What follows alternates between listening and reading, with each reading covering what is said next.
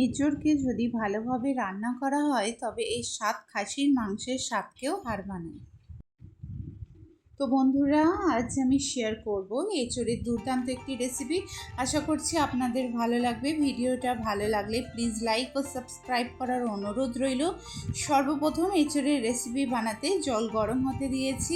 দিয়ে দেব লবণ এবং হলুদ। জলটা ফুটে উঠলে এঁচোড়গুলোকে দিয়ে ভালো করে সিদ্ধ করে নেব।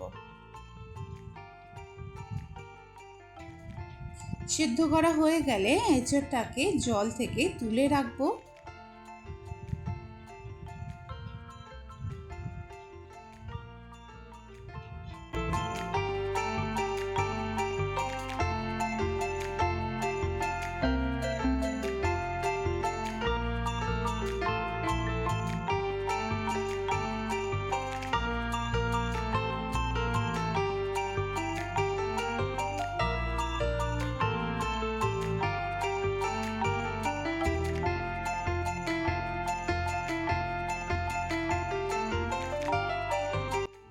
দেন কড়াইয়ে তেল দিয়ে দেবো। তেলটা গরম হয়ে আসলেই চিংড়ি মাছগুলোকে দিয়ে দেব। লবণ এবং হলুদ দিয়ে হালকা করে ভেজে নেব।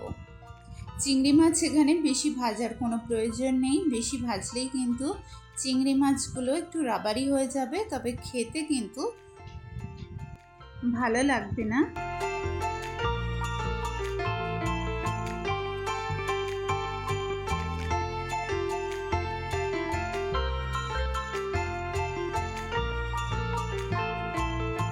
চিংড়ি মাছগুলো এখানে ভাজা হয়ে গেছে। এবার একটি পাত্রের মধ্যে তুলে নেব। দেন ওই কড়াইয়ের মধ্যে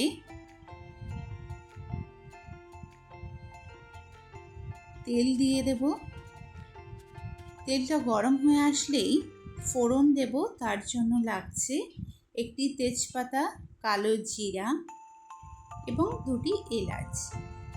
এ ভালো করে নাড়তে থাকবো। ফোড়নের সুন্দর স্মেল বার হলেই দিয়ে দেব পেঁয়াজ এবং লঙ্কা কুচি। পেঁয়াজটাকে তেলের মধ্যে খুব ভালো করে ভেজে নেব এবং লবণ দিয়ে ভাজতে হবে পেঁয়াজটাকে, যাতে পেঁয়াজটা তাড়াতাড়ি সফট হয়ে যায়। দেন সেদ্ধ করে রাখা এঁচোড়গুলোকে দিয়ে ভালো করে তেলের মধ্যে ভেজে নেব। যখন একটু লাল লাল করে ভাজা হয়ে যাবে তখন 1 চামচ আদা রসুনের পেস্ট দিয়ে দেব।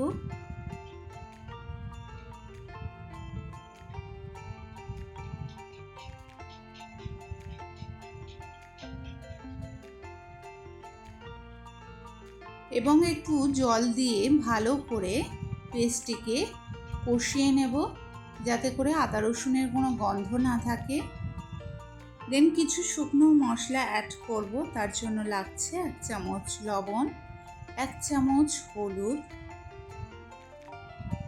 2 চামচ জিরা ধনিয়া পাউডার, 1 চামচ কাশ্মীরি লঙ্কার গুঁড়ো এবং হাফ চামচ গরম মশলার গুঁড়ো। এগুলোকে দিয়ে খুব ভালো করে জলের মধ্যে কষিয়ে নেব। অল্প অল্প জল অ্যাড করব এবং ভালো করে কষিয়ে নেব। কষানোটা যত সুন্দর হবে রান্নার স্বাদটাও কিন্তু বেড়ে যাবে। কষানো যখন কমপ্লিট হয়ে গেছে দেন ভাজা চিংড়ি মাছগুলোকে দিয়ে আরও একটু ভালো করে কষিয়ে নেব।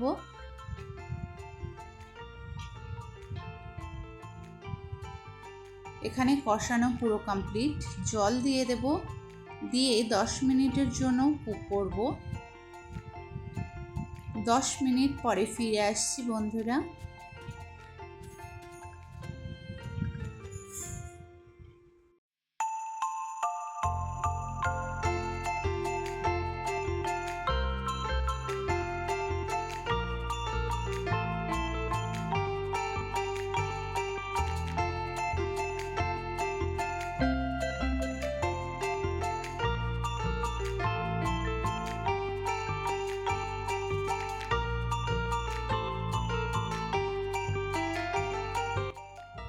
দশ মিনিট পরে দেখাচ্ছি। দেখুন এঁচোড়ের রেসিপিটা কত সুন্দর হয়েছে।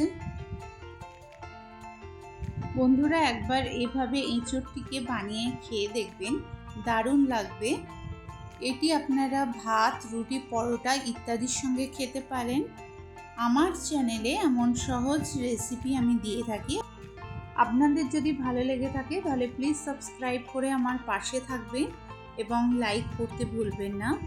খুবই শীঘ্রই দেখা হচ্ছে আবারও এক নতুন রেসিপির সঙ্গে। সকলে সুস্থ থাকবেন, ভালো থাকবেন, ধন্যবাদ।